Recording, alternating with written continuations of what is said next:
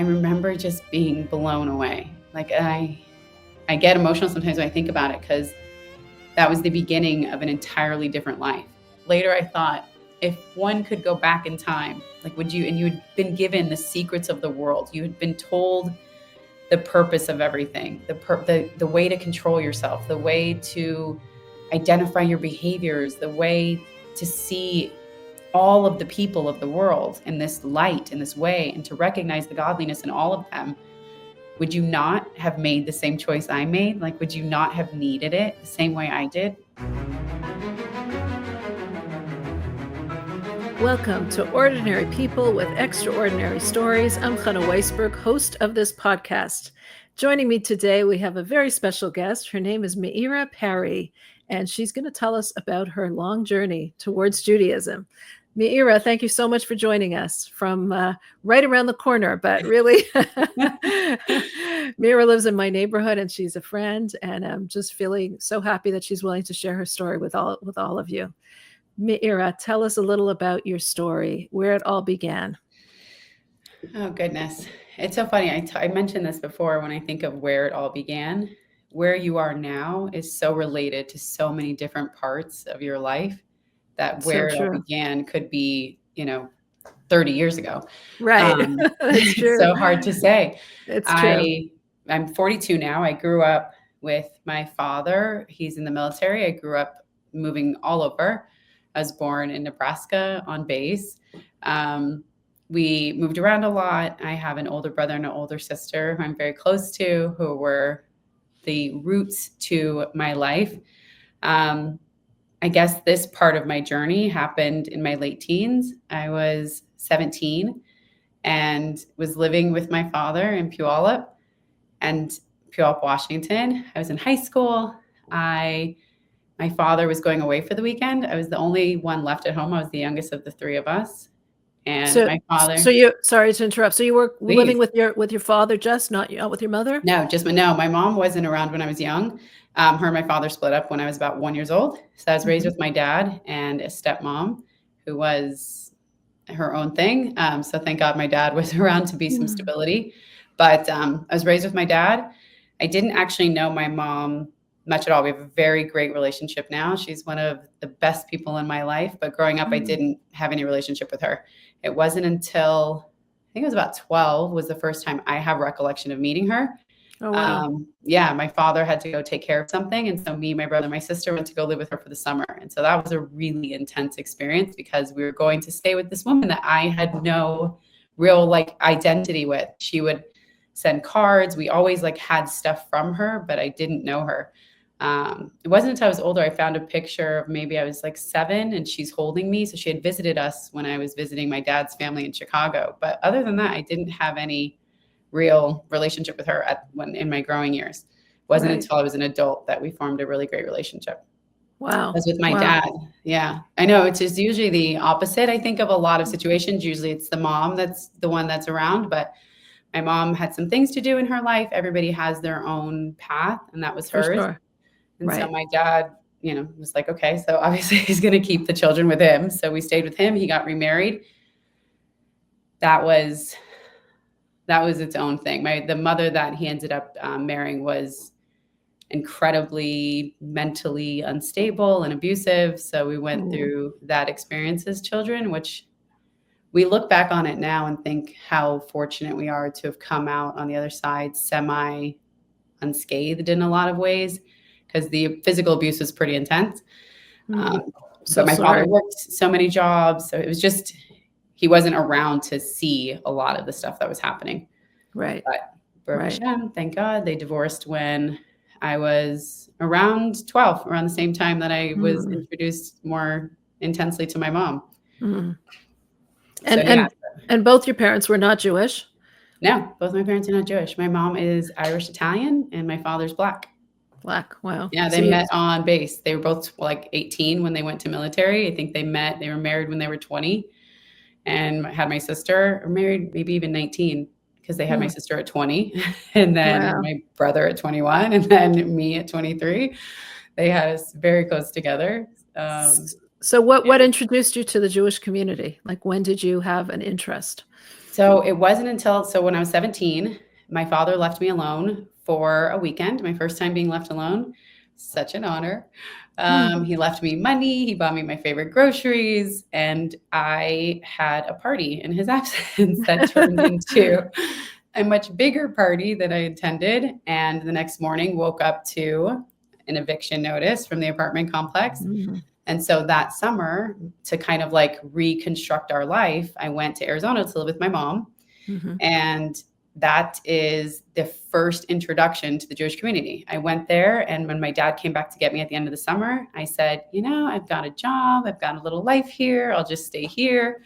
And I ended up working at an accounting firm from Yid, David Cutler, CPA, PC. And that was my first introduction to being around anybody Jewish that I ever knew. I mean, I may have known somebody Jewish in my life, but not like this. It was the first time I think I've ever seen anybody as dedicated to anything as this man was to like the things that he had to do in his Jewish life. He was a workaholic. He would be there until 3:00 in the morning. But the minute it was near Shabbos, this man was out the door. There was no questions asked. Like there was no wiggle room. I'd never seen anything like it. And so when I would start going, like he would invite everybody over for Shabbos, I started taking his children to and from school. I became very close with his children, who I adore to this day. And I would go to his house for Shabbos. It was an experience I'd never seen. I was like, you guys do this every week where you've got this huge meal and all these people and all this preparation. I mean, it was just so much. I'd never seen anything like it. And I remember feeling this, I don't know, it's hard to explain, just an emotional reaction to seeing such a thing, to watching them pray, to watching how he did Kiddush and bless his children. I'd never been around such a thing. And then I would leave. Like that was it. I worked for him for years, 6 years before I moved back to Washington State. So I was very close to his family. I knew the Jewish community very well, Rabbi Shem Tov, all of the rabbis in town. But that was the first introduction to it. Wow. By the way, Rabbi Shem Tov and Mrs. Shem Tov said only the best things about you. I love them so much. They said you're such a special person, right? So that's such an honor coming from two special people. She was such a catalyst in my life of feeling comfortable in the Jewish community, coming into something like this, which I guess I'm moving ahead, so we'll go back, but it can be really intimidating. Okay, so you worked for this Jewish man, and sometimes you often were invited over for Shabbat, even though you weren't keeping Shabbat because you were not Jewish. I was like turning on a light, or like turning something down, or like doing something. I was always that one. Or bringing something over, like something. I was not observant of Shabbos in that way. Right. But you liked it. You liked what you saw, but not enough, of course. You loved it. But you weren't thinking at the time about conversion or joining the Jewish people. No. So how did that start? So I'm back living in Washington. I'm living my life in my 20s, no concern in the world, just like doing my thing. Worked at another accounting firm. And when I stopped working at that accounting firm, I called David and was like, is there anything I can do for you remotely from here? Can I just do some things for you remotely? As always, if one to give someone a job, he was like, sure, you can enter my timesheets and do X, Y, Z. And that turned into me flying back and forth into the office and doing some consulting work on systems implementation, which is now what my business currently does. I would go to his house for Shabbos, and there was a Shabbos there where there was a bunch of bacher around learning Chassidus. Bachers means like rabbinic students, right? Thank you. Yes, a bunch of boys in rabbinic school who were sitting around, and maybe some of them weren't. There was just a bunch of boys who were learning Chassidus around the table. And I remember sitting in the living room and hearing them from where I was. There was a living room, and then there was a small wall that had 2 entries into the kitchen where the Shabbos table was. And I remember just being blown away. Like I get emotional sometimes when I think about it, because that was the beginning of an entirely different life. It mirrored everything. And I sometimes wish I could recall what it was they were learning, because it kind of just snowballed from there. I don't know if it was the 4 worlds or the Nefesh Bahama, the animal soul. I don't know what it was, but it mirrored so much of what I believed in my life already. I believed in this spiritual makeup of everything, this connection between the trees, the wind, and the people and animal. I believed in this oneness of everything, but I absolutely considered myself anti-religious. I didn't want anything to do with religion. I think intrinsically, I believed that there was something that connected everything, but I wouldn't have connected that to God at the time. That was just the earth and the wind. It was just very like whimsical. It wasn't rooted in anything because I saw a great deal how religion separated people. Mm-hmm. And that was really hard for me, especially at that time in my life of feeling, I don't know, already kind of like not knowing who I was. Sometimes I was explaining earlier, being a mixed girl in, the secular world, sometimes it's not so easy to kind of feel like where you fit. I had a hard time sometimes fitting in with the Black girls that I wanted to hang out with, and sometimes still didn't feel totally comfortable with the white girls that I wanted to hang out with. It was just kind of in this in-between space. So going through that as a child, I think I was drawn to the anti-separation of things. Mm-hmm. And so religion really was one of those things. My father was not religious growing up. The mother that raised us was, which was interesting considering the behaviors. Mm-hmm. So I felt even less attracted to it because I would see somebody who went to church and then I would see somebody who could hit a child. Mm-hmm. And those two things didn't really make sense to me. My father now is much more connected to God, which is very cool. And I think even then he wasn't necessarily not. I think he was just going through his own things that made it hard. Mm-hmm. But yeah, so the spiritualness of Chassidus really just like, I don't know, it connected to things I already believed. So for someone who's watching this, who doesn't know what Chassidus is, how would you explain that? And what would you explain that really like lit a flame in your heart that really attracted you? It's like the secrets of the world. I don't know how else to explain it. Right. It's, if Torah is the basis of the world, and then you've got this blueprint where they say everything that exists is in Torah somewhere. Then you've got Chassidus that comes and just lights it up, that brings all of this extra, I don't know, depth or meaning to each word. I mean, they say you could study Torah all day long and you wouldn't scratch the surface, because and that for me is Chassidus. It brings out, there's constantly, you learn the same sicha, which would be a giving over from the Rebbe. I don't know how to explain Rebbe's talks. Yep. Yes. Talks from the Rebbe. And then you could read this, you read the same one every year, at the different time of the year, and you learn something new. It touches you for who you are in that place at that time in a different way. And I would explain Chassidus to be literally the secrets of the world. Shortly after my conversion, I went to the Shem Tov's house, of course, and I went to Mishki Shem Tov and said, "Do you have any Chassidic floss?" And she was like, "Chassidic floss? Like, do you hear yourself? Like, what have you done?"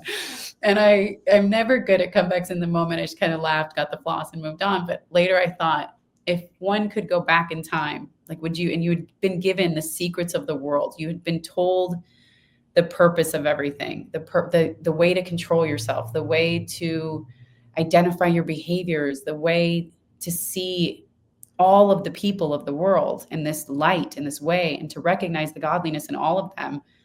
Would you not have made the same choice I made? Like, would you not have needed it the same way I did? I don't know. Wow, that's incredible.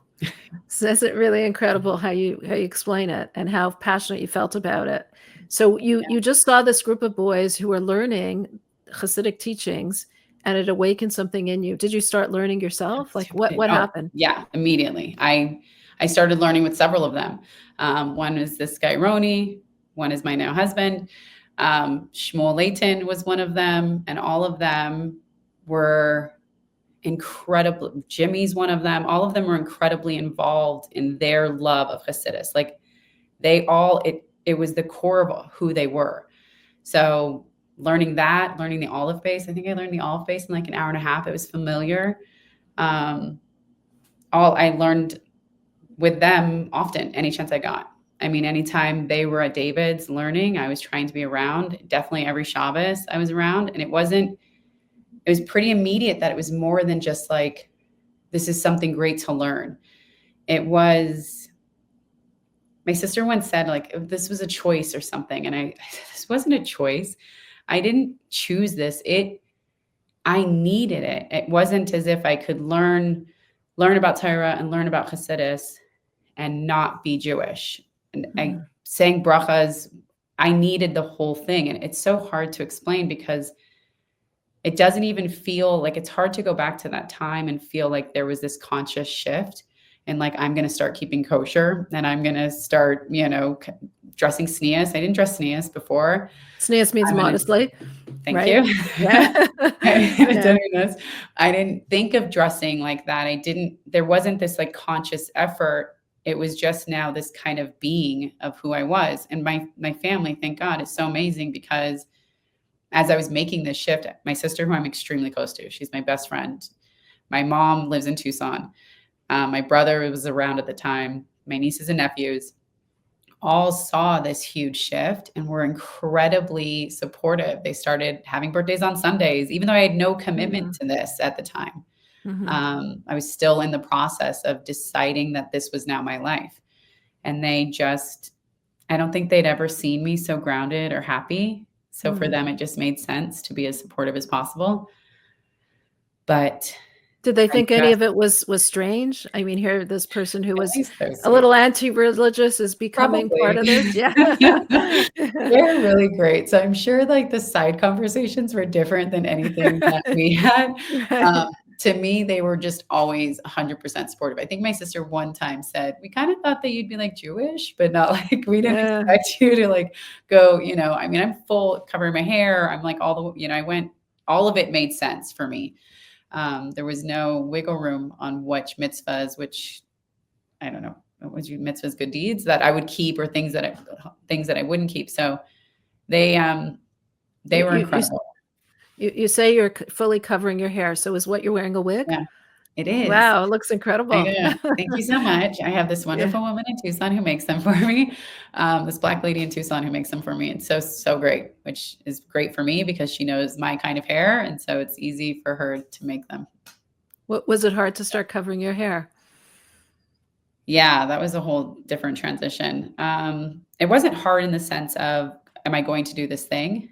It was, my hair has always represented the Black side of my life. And I was always wanting to be in touch with that. And it was also one of the only identifying features that I had. Like Black people always know I'm Black. That always felt very comfortable. And part of that was because of my hair. So covering that felt like something I had strived for an identity in for my whole life. And then now I'm shifting away from it in this very different way. So I remember the first time I covered my hair after getting married, just felt both like a mourning of something that's past and an honor and joy of something that is now.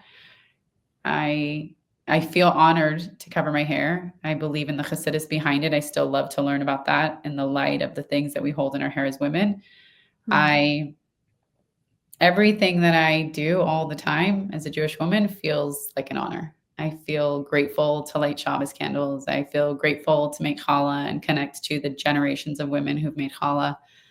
I feel grateful to dress sneas. I feel grateful to cover my hair. So any times that I feel like, an eye roll about something, it's pretty immediately shifted to the joy in it, which I'm thankful for. Wow. How do you make that shift? I mean, like some people do struggle with certain mitzvot. What would you say to a girl who is struggling with wearing modest clothing, or a woman who's struggling with covering her hair, or any of the mitzvot? So I think each time we struggle with something, it comes from somewhere, right? It's usually more than something. In fact, I was very close to a doctor of mine who is Jewish, and she really struggled with Tarsh Mishpacha, which is like family purity and separation. And she really had a hard time with it, and she still did it. She still did it all the time. And even though she had a hard time with it, and I thought that was really beautiful because I am fortunate enough to struggle less with certain things. And I think there's a great beauty in the choice to do it anyway, even when one is struggling, or to identify where the struggle comes from. So with tznius, it might be needing to feel a part of the world in a way that makes you less stand out. And then that would be something that could be talked about. Mm-hmm. I think each time there's a struggle, there's something external going on or internal going on that's related to it. Mm-hmm. I know for me with like dressing tznius, when Modestly. when dressing modestly, when it first started happening, I recognized a shift just in my behavior with the world, with the way that I interacted with men, with the way that I carried myself, with the way that I thought about the beauty of the body changed. I don't think I had a lack of respect for myself or in any way like that. But when I think of covering my body to a certain extent in a modest way, it feels, I keep going back to the word honor because that's all I can think of, but it does, because it feels like I'm this beautiful, amazing person, and that's a private thing that doesn't need to be, put on display in a certain way. So I don't know. I think I would say that there's a way to not feel that way, and that, you should talk to somebody who can, I don't know, dig through those emotions with you. Right. It's not easy to feel like you're struggling in something that you want to do, like a mitzvah. That would be hard. That makes a lot of sense. I mean, that there's something underlying that's pulling you back, and you should examine it. So, from the time that you started learning Hasidus till you became Jewish, like lead us through that part. That was such a short period of time. It feels like, really, it was less than a year. Wow. From going, it was really sweet because everybody in the Jewish community, Rabbi Lefkowitz, who's a big rabbi there, and other people who knew me said something really sweet that they all knew. They were just waiting for me to figure it out. Really? Which meant so much to me. They all knew that learned that you were that I going to was be Jewish, that I had a Jewish. neshama. Yeah, which is Wow. so sweet. Yeah, it was really kind. They'd known me since I was 18 years old. I started working at the Cutler office when I was really young. So they'd seen this huge, they'd known me, this big part of my life. And so to come into this and now have this sudden shift was really amazing. There were some people who were like, we were kind of expecting it to be one of your phases for like you to stop. And then there are other people who were like, we knew it all along. So it was really kind. So when I went to the Beis Din, I think I had a lot of support from the Jewish community in Tucson that was able to say, this is who she is, which I think helped, of course, because I spent 2 months in New York with the Beis Din. The Beis Din is the Jewish rabbinic court of law. Yes, right. Thank you. And I spent 2 months in New York. I actually stayed with Danny Cutler, who's the twin brother of David Cutler, and his holy wife, Gail, and their wonderful daughter, Talia. I stayed in their basement in New York, and I would go to the rabbi in Brooklyn and learn and just like talk most of the time and go over, the brachas that I just kind of, I think he just wanted to see me living this life. That was a really interesting experience being in New York because I'm a big foodie. I love good restaurants, and New York is the capital of it in some ways. And so people I knew back home were like, you should go eat something. Like, this is your last chance to go have non-kosher food. And I remember not being able to do it.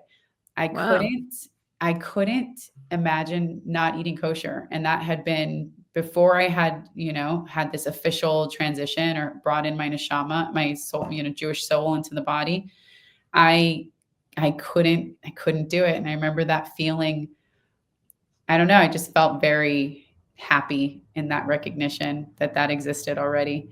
So I spent 2 months there. Why couldn't you do that? Why couldn't you eat not Jewish food, not kosher food? It didn't feel real. Like I had already made this commitment. I had already taken on this, I had already decided that I was Jewish. It was a really actually emotional time for me because to go through knowing something so certainly about yourself, about something so personal, like I am this person, and then not having any control over that, it being up to the Jewish court to decide and to make this a reality was really hard for me.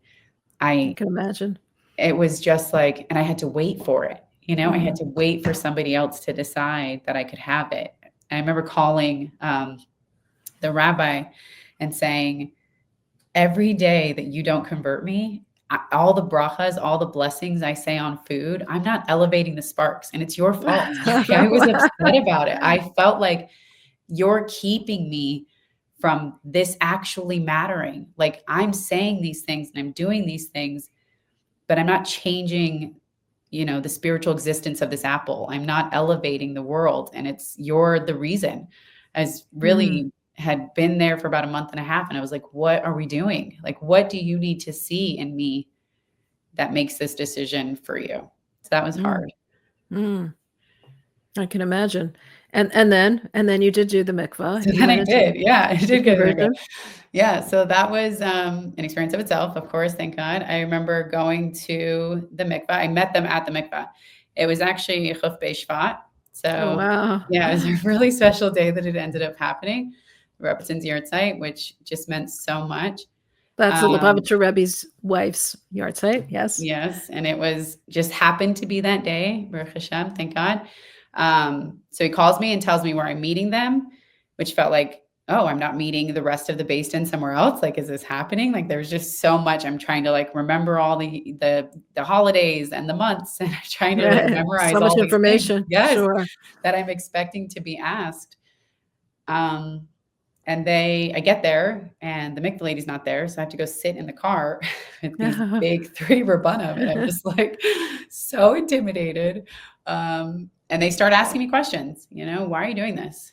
And, you don't have to do this. You can just learn about Torah and just, be a holy person without needing to have this whole experience of taking this on. Like, do you realize what you're getting into? It was really funny because there was one holiday, I think it was Sukkot, and I was at Rabbi and Rebbetzin Winter's house. They were at the Shulchan at Arizona, and somebody flew a piece of paper into their yard, and the children were playing with it. It was like an airplane. The children were playing with it, and Rabbi Winter goes to get it, and it's this hate note. I mean, it was just awful. It was awful. It was so awful. So Rabbi Winter looks at it, he laughs, and he gives it back to the children.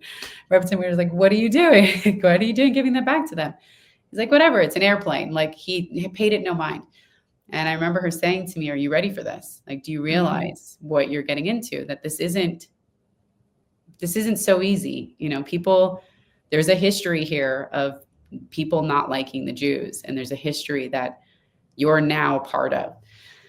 And I remember not feeling intimidated or deterred in any way. And so when I was sitting in the car, I remember thinking of her in that conversation and feeling so sure of my decision that it wasn't, again, it never felt like a choice. It felt like, this is who I am, and I need you to be the people that make it official. So when the mikvah lady got there, we go in there. Rabbi Ralbog was the head of the Beis Din, and he's still, asking me questions. And I remember right when we were going in the door, I turned around, I looked at the city, and then I went in and I sit with him, and he says, what bracha do you make on water? What blessing do you make on water? And I say the blessing. And then he says his name and I like mispronounce it. He's like, you want me to do this thing for you and you can't even say my name? I'm like, I'm intimidated.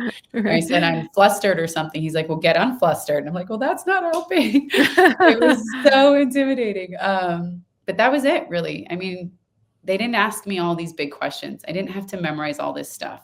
They wanted to know why I was doing it. They wanted to know who I was and what it meant to me. And I remember him saying, okay, you can, go get ready for mikvah. And I remember just being like a ball of emotion. And so I go into the mikvah and they're standing outside and the door is like cracked enough, whatever, it's completely sneeze. It's cracked enough for them to say things through the door. And I remember them saying, are you going to cover your hair? Are you going to keep a kosher home? Are you going to keep Shabbos? And I was crying like a total mess. And I'm like, with honor, I just felt privileged to be able to do those things because I genuinely believe, most likely through my learning of Chassidus, how it absolutely elevates the world. And I felt responsible for that. And that was really cool. So when I come out, they give me a bracha. I say my name that I had chosen. The Rebbe said that you should try to find a name. If you were going to change your name, I don't know if he was talking about conversion or what the conversation was, but that you should choose a name that still had like the first letter of your first name. So my first name is Michaela, which was really cool because it's actually Hebrew. So Yeah. everybody's like, why did you change your name? So my dad jokes, he's like, I knew I gave you a Hebrew name. So I chose Meira. Why did you choose Meira? It felt, I don't know, it felt the closest to anything. It means to illuminate, like to bring light. And I think in the Jewish community, I think it just being somebody who believes that that's possible, I took it as a responsibility, and I felt very close to that name. So that was the name I chose. And I remember when they said it, I just started crying again. And that was it. You just seem like such a Meira. I mean, you're so full of light, so full of this It light felt and like a fitting radiance. name. Yeah, absolutely. For It sure. really did. I went through them, and that was the only one. You know, there's Malka, there's all these names, and I was like, that just was my name. Right. So, which my family's really, again, my family, I can't say enough good things about them. I love them so much. They were really shifting that from my old name to Meira. It took some time because when you know somebody one way for 30 years and you're so close to them as family is, that shift was really sweet when I would see it start to, like my dad or my mom or my sisters. It was really cool. So I remember coming out of like leaving the mikveh, the rabbis leave, and that's it. Like that's it. Like this whole thing that I've been waiting for what felt like forever, which was not at all, was done. And that was it. So I remember. And how did you feel? Did you feel different? It's so interesting because I don't know. When I got back home, I told Rabbi Zimmerman that I remember looking at the mikveh, like the city before going into the mikveh room, like into the building. And then I told him when I came out, it looked completely different, like completely different. And he put it so simply. He said, of course it did. You're a different person. You have a different neshama. Like you are a different person. And that just made it make sense because I don't know how different I felt. But when I spoke to people afterwards, they said, your voice sounded different. Or yeah, like I have never been that person anymore. And even though that person, even during that transition time, was so closely connected to Chassidus, was so closely connected to Torah, it still was different. I was different in this really like subtle way. I remember asking my brother, and this was just 2 years ago, maybe I asked him, am I so different? Because I loved my life. I loved who I was in so many ways. I didn't want it to feel like there was this huge shift and like I'm now, I wanted it to be natural, I guess, in this way, just a part of me. It's interesting because it's not like anything was missing. No, I was totally fine. I wasn't seeking anything or looking for anything. Wasn't missing anything. I wasn't attracted to, I wasn't like searching different religions. In fact, it was really hard because my nephew is now turning 15 tomorrow, which is banana sandwiches. She was Catholic, more religious at the time. And she asked me to be his godmother, which is when you take on the responsibility if, God forbid, something happens to the parents, that you're kind of assuring that you're going to raise their children in this way. And I was in my early 20s and not the most responsible person. So for her to ask me meant so much to me. And I tried. I went to church. I tried to talk to the priest. I tried to understand the religion. She waited to baptize her son, which in that religion is a big deal because it's a belief that it's a protection. So for her to wait for me because for her, it had to be complete. You couldn't just stand up there and be like, yeah, I'm going to be the godmother. I'm going to be, raised in this way. It needed to be official. So you had to finish the communion and all these things. And I think she waited, I want to say almost a year. And I remember calling her. I remember the walk from the church and calling her and saying, I just can't do it. I'm not a religious person. I feel like if I went through with this, I would be doing it simply for this fact. And it would be a slap in the face to all the people who believe this. It's just not what I believe. So for me to go from that to the most religious person they've ever known, she was like, I thought you weren't religious. I'm like, I don't know. It's not a religion. It's an identity. It's who we are. It's not just what you do. It's a part of you. Right. So it was just different. Wow, incredible. Yeah. So lead us to where you met your husband. How did you meet your Oh husband, my and how did you get married? How did that happen? Married. I never wanted to be married. I was not a girl who wanted to be married. I anticipated when I was younger that I always wanted to adopt. Mm, Um, Again, I'm sure that relates in some way to the traumas of my childhood. So mm. I always wanted to adopt. I imagined I'd be like a single mother with my adopted children, not having to answer to anybody, just like doing things the way I wanted, which was very me. I met my husband at David Cutler's at a Shabbos table. So when his wife, I actually had met him years before, but we didn't really talk then. It was at the unveiling of David's now since deceased wife, Felicia. She's wonderful, a blessed memory. She's really great. And we were at the unveiling of her headstone, and I saw him, and I remember thinking like, oh, that's a nice looking guy. And then that was it. 4 years later, he was at the Shabbos table. Um, and I really just I liked him. I liked him a lot. It was this instant thing, which made my situation really difficult because I needed very clearly. It's interesting how when we go through life, we care so much what other people think, right? It Mm, matters so mhm, much. It's mhm, and in Torah, it's actually a big deal. Like you have to care what people think. There's a story of how Moses counted, he was collecting all the money, and then he went back and gave everybody an exact calculation. And they were like, mm, why would he do this? If everybody trusts Moshe, why would he have to go back and give everybody this exact accounting? And it's to say that it's important to let people know, like to be able to mhm, prove, this mhm. thing. So So for no one should me, suspect, right? no one should suspect. So to be going through a conversion process and liking a Jewish boy was a Mhm, really conflicting space for me. Um, I really I had to separate the two. It was really important to me. So Baruch Hashem, I was able to do that. And after my conversion, his mom, actually my husband's mom, went up to Rabbi Shem Tov and was like, no, like she's a nice Jewish girl. Go, make a shidduch for my son. So Rabbi Shem Tov comes out of the shul and he's like, Yoni Perry. And I was like, I do. And he was like, well, I think it could be a match. And I was like, okay, great. He's like, do you, maybe I can give him your number. I'm like, I think he has it, but please have him call me. And it was really sweet. He, sent me flowers and we went on a few dates. And then he asked me to marry him, Wow. I think 2 months after my conversion. And when I told Rabbi Leibowitz, who was on my base in, that I was getting engaged, he was like, I couldn't have waited longer. I was like, I couldn't. But it was really sweet because when I went to the Beis Din, Rabbi Ralbog had asked about him. He had known that there was a Jewish boy that I liked. So he asked me about him, asked a few questions, and gave me a bracha that I should go home and he should still like me and I should be married right away.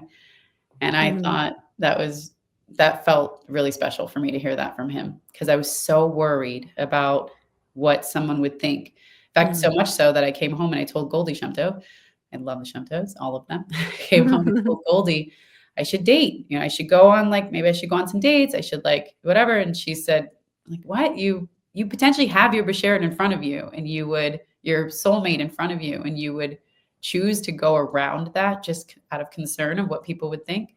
Right. And I feel really grateful that she made it so clear for me because I don't know, I can't imagine being married to someone else. Hmm. He's just I never wanted to be married until I knew him. I wanted to marry him. So I Hmm. felt very fortunate that was the experience. Incredible. Wow. How long are you married now? 10 years. 10 years. Whoa, That that's a feels long so time. long. I know. 10 Wow. years. I got married. I mean, I had my first daughter at 33. So Wow. yeah, And how many children? 5 children. Five Thank God. children. Wow. Yep. 8, 7, 5, 3, and 1.5. Oh, wow. I know they're Incredible. so great. I love them so much. They're so great. It's a really amazing experience. To be married is an incredible experience to share life with somebody in such an intimate way, to go through all of the experiences of life with this person is such a blessing because life can be so difficult sometimes. And Mm, so to share it with somebody is really a blessing. Even though you never intended to get married. Never wanted to be married. Right. I lived my life really just doing what I wanted. I moved, I changed jobs, I did whatever I wanted. I had no structure, which is so interesting to go from that and experiencing this life of like seemingly abundance of freedom to going to this space of structure and boundaries. I was telling somebody that I've never felt more freedom than I do in this life, even with all of these boundaries and restrictions, or what seem like restrictions. Eating kosher, can't eat that, can't eat this, dress this way, don't dress that way, cover your hair, all these things. I've never felt constrained. I've never felt like restricted from something, really. How do you explain that? Like, why don't you feel constrained? I don't know. I think maybe I just recognize that it's just not for me. Like whatever it is that I'm, Not doing. not doing, it doesn't feel like I'm missing out on something. It just feels like it's momish, literally not for me. So I don't feel a loss of anything. The first time I had to give something up, and it was before my official conversion, was my brother's wedding. They were I was there at the hotel and they were going for a rehearsal dinner. And it wasn't about the food. It was that it was on Shabbos. So like I couldn't go. And that was this big first time of missing out on something. And this was even before Mikvah. So to choose, I guess, in a way that I was missing out, I wasn't going to go to this thing because it was Shabbos. That was the first experience of like not participating in something really special. And you could have, because I technically could have. Yeah, right. I could have. But for me, there was no gray area. There was no like, well, it's not official yet. So I don't have these rules. It was like, it's Shabbos and I'm Jewish. Even if somebody hasn't said so yet, I know it to be true. So it felt like I would have been breaking Shabbos to go do this thing. Yeah, it was really, that was the first time I had to like give something up. Wow. Yeah. And it's 10 years now since you converted, 10 years since you're married. 12 years since you converted. Yeah. Wow. 12 years since you converted, 10 years since you got married. And yet you're still, you still speak with such enthusiasm about Torah, mitzvos, Chassidus. How do you keep that enthusiasm going?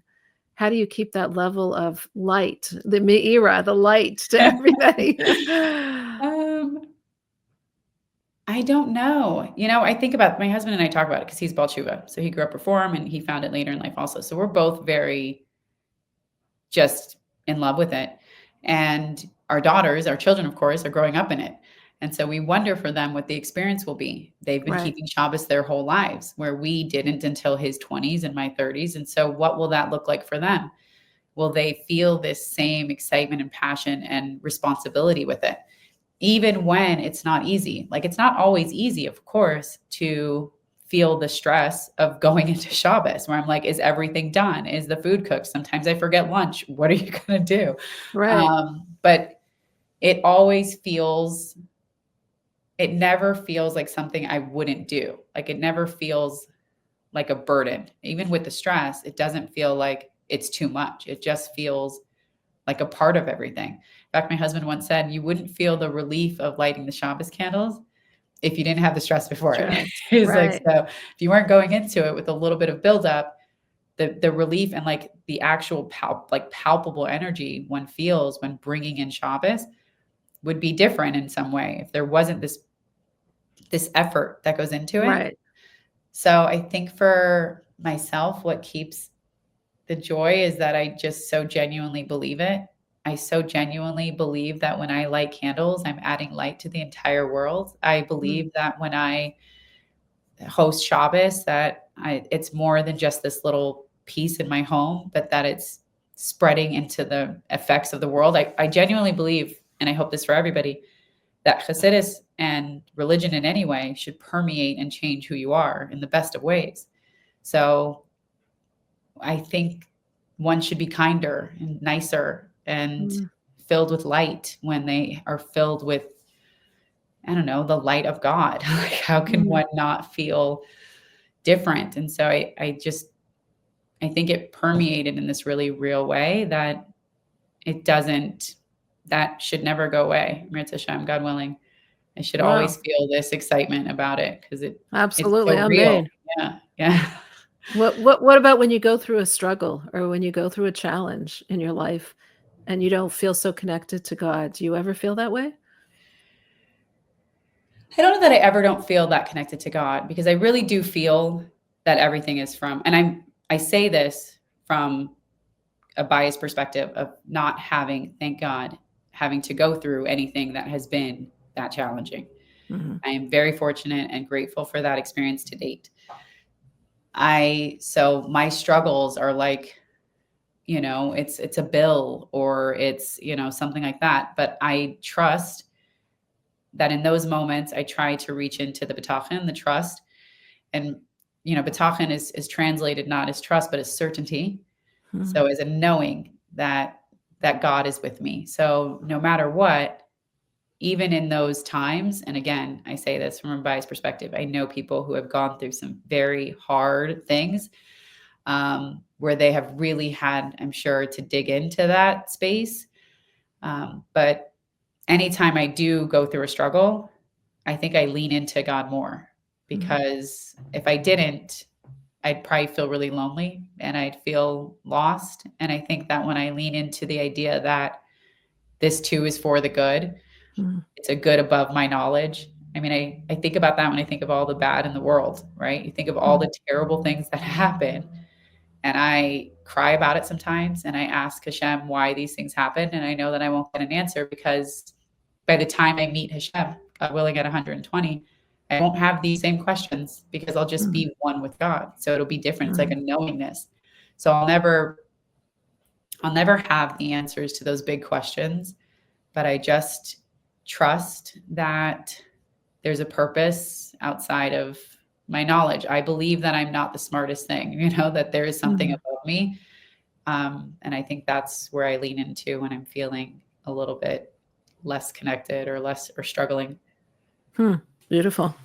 What about, did you ever feel like not accepted by the Jewish community? Were you always accepted as a No, of course, no. I definitely go through those moments, especially in the beginning. Now I kind of walk around with a bit of a confidence of just like, this is my space too. But my husband was one of the founding members of Kamocha, which is a from Black space, like Jewish Black space. And it was designed because there is that experience of not feeling one of, and that is hard.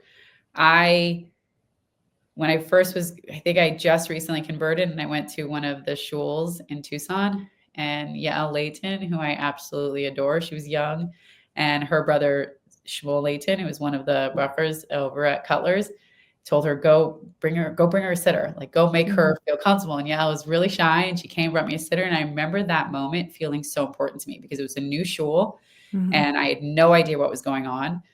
And she came and it's so important to make people feel welcome. It's so important to go up to somebody at shul and make them feel welcome. And I'm fortunate enough to have had that experience several times, but I know that it's not always the case. And I think that we should all take it upon ourselves in the Jewish community to really just see each other in all the ways, no matter what one looks like. And I sometimes explain it to people who are struggling with that the Jewish community has gone through a lot. And so there's sometimes some mistrust in some ways and sometimes some questioning, and that it's not always a personal attack, but a protection mechanism. But it goes both ways. It's kind of hard. But no, I've had a pretty good experience for the most part. And I'm also oblivious. I am very see the world in this very rosy way. So if somebody was not being nice to me, it's very hard for me to notice because I think everybody's great. So I just don't notice, which might affect. I think sometimes you get what you give. So were you always like that? Were you always that rosy person who always saw things? I think I was always, yeah. I think there's a little bit of arrested development sometimes from my sister was really the shelter for some of the trauma that we went through as children. So I always had them to kind of protect me from the realness of things that were going on. And I think that followed me into life of me feeling like always very bright side, always glass half full type, always seeing the world in the light. The children and I will take a walk and I'm like, look at the grass. Like it grows out of Mhm. the ground like this. Look at the trees. Like, look at this world. Be thankful that you have eyesight, so yeah, I've always leaned on that side. Thank God. Wow. Wow. You mentioned your children. How are you gonna get your children, or how are you raising your children to feel the way that you're feeling so enthusiastic about Judaism when they are just experiencing it as a regular? Yeah, as just like born into it. I think through little ways like that. My Shoshana, they're all so adorable. So Shoshana, once we were in Atlanta for Sukkot this year, and I had one pair of tights that I had. And so I wear the tights every day. And the last day of Sukkot, they finally rip. Like I sat down and they ripped. And I was like, Baruch Hashem, they lasted this long. And my daughter, the little 6-year-old at the time, goes, Baruch Hashem, they lasted this long. Baruch Hashem, thank God they ripped. Thank God for everything. Like she really, I think we try really hard for them to see godliness in everybody and everything. And I mean Mhm. everybody. We've had an experience sometimes. The more insular of a community you move into, the Mhm. more insular it is. Mhm. So we've noticed, like we lived in LA and Pico, Robertson, and it's very all types of people and modern and this and that, which wasn't really where we were holding. So we wanted something a little bit more like strict and whatever. So we, ended up moving to a community that was definitely that, but then each one has its challenges because Mhm. we've noticed that the other things that we're having to kind of remind them of is like the oneness of everybody and Mhm. making sure that they are strong in who they are, which is why, especially at a children's age, that we wanted them to be in a community that was really focused on who it was. But also that adds light to the world, that they should Mhm. see the godliness in everybody and everything. So I think part of it is just the fact that we talk about Hashem all the time, the fact that I'm pointing out constantly how grateful I am for everything and how grateful they should be for everything. And that Hashem is the provider of all things. I think that's in them. I'm happy to see it. Like when we walk and they're like, "Oh my gosh," they sound like me a little bit. Parents, children are I'm a little bit sure. parrots. Right. They go places and they're like, Baruch Hashem, it's so sunny," or "Baruch Hashem, it's raining. He's watering the plants." They That's they take incredible. on, they take on what they see. Thank God. So hopefully That's it, very it true. sticks. Yeah. Wow. Um, what would be your message to somebody who is going through either a conversion right now or an identity struggle, someone who's not sure how religious they want to be? Like, what message would you want to give to somebody that you know now and that you could share with them? It's so funny you asked that. When I was back and this was shortly after my conversion. So I'm on this like experience of what I have, which is like it was so real and I needed it so much. And there was a girl there who was dating somebody Jewish and was then choosing to go through conversion. And she wanted to meet with me and talk with me. So I was like, great, let's go talk about how great this thing is. So we go and I'm sharing my experience of how I felt. And she decided not to do it. Mhm. And I think for her, there was this recognition of like, I don't feel this way. I Right. don't feel this big thing that she feels. They broke up. He's married to a Jewish girl. She's, gotten married someone else. But for her, there was this recognition of like, this isn't for me. Mhm. This thing that you are experiencing is not how I feel. So I think And that's I need okay. And that's and that was perfectly great. fine. It was Mhm. perfect. It was perfect, and I felt so grateful that she came to that conclusion before she had gone through this really big thing, because Mhm. that's it. Whether you keep the mitzvahs or not, chas v'shalom, God forbid, you're in it. You Mhm. go through mikvah, you're Jewish. There's no changing that. So I felt happy for her that she had made this choice. Mhm. I think I would say to anybody to just I don't know, to know why you're doing it and to have the support around you of people who will be there with you through it, because it can feel really emotional. I know people who have taken a long time to go through conversion and have studied and studied and studied for years and are still not there. And I don't know if it's because they're not feeling accepted or they're not feeling a part of it. I don't know. I would just say that you could call me. You could just Right. we could talk about it, but that they should have a support system. They should know why they're doing it, and it should feel like it's theirs. Like it should feel like it's who they are. Hmm. Do you ever look back at your younger self? Oh my gosh. And Often. I actually sometimes wonder, like, what would she be doing? If I wasn't doing this, like, what would my life look like? What would be I feel so purposed, right? I feel so purposed when I say a blessing over food. My life is connected to Judaism all day, right? You go to the Mm, bathroom, you say a blessing. You eat, you say a blessing. You go to bed, you say, like, it's all day long from morning waking up until going to sleep. I am constantly connected. And I think, like, what would I be possibly doing with myself if I wasn't doing this? And I literally have no idea. So I do think about it sometimes. Like, would I be trying? Like, what would I be? I have no idea. And would I find any meaning in it? Like, I don't know. Again, I mm, didn't feel like I was lacking something, mhm, but I also can't imagine not having it. mm, So it's really difficult to think. But I do sometimes just wish that I had known sooner.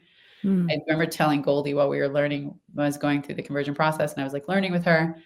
And I told her I just felt so disappointed to not have it sooner, to not have mm, had Jewish friends growing up. And not that I would have wanted to be separate from my family. I love my family. It had nothing to do with them, completely separate. It was that I felt like I didn't get to go to seminary. I remember mm. calling Rabbi Shem Tov shortly before I went to Mikvah and saying like, "Oh, I wanna go to seminary," and I'm 31 years old. I'm like, "I wanna go to seminary, live in Israel," and he's like, "You need to go get married, like, go do other you're at a different stage in life." So I think that was my only regret, and she said, "Such chutzpah, like, such ego that you think Hashem Mm, would bring it to you at a different time. Like, it was brought mm. to you when it was brought to you for the reasons that it was." And so that was nice, but I think that was it. I just felt Incredible. like I missed out on something. Right. Wow. Incredible. Well, Meira, I wish you continued light in your life and continued enthusiasm and fulfillment and purpose and Amen. mission and everything that you do. Thank you. You're really a light in our to our people, Oh, to the thank world you. as well, but to our people Yeah, as well. And thank continue you. and continue nachas from all your children. Amen. Thank you. Of Thank you so much for sharing your story with us. course, thank you for having me. This was so great. Thank you. I really enjoyed that interview with Meira Perry. I'm curious what you all thought about it. I loved her enthusiasm. Her name Meira means light, and she's clearly a light to our people as well as to the world in the choices that she made. I love her enthusiasm in terms of how she embraces every part of Judaism. And, sometimes when you are born into Judaism or you're just brought up in it, you tend not to even think about your choices. And hearing someone like her was so refreshing in terms of really, really reappreciating and rededicating ourselves to the choices that we made. As she said, this wasn't even a choice for her. It was something that she couldn't not choose. This was just who she was. And I love that part of it. And even those parts that the mitzvot that were difficult for her, like she mentioned hair covering and others, she felt there was such beauty in it that even with the difficulty, you can overcome it and really still keep it in a positive way.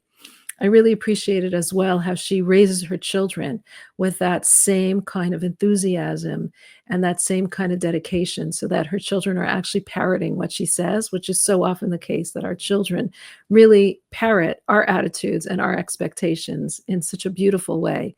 I liked how she said something that we can all take to heart as well, and that was that we should be welcoming and encouraging to people who are maybe not in the same level of where we're at, or maybe people who are embracing Judaism, people who are converts, or people who are returnees to Judaism, how we need to welcome them to Judaism and how we need to really embrace them and make them feel welcome.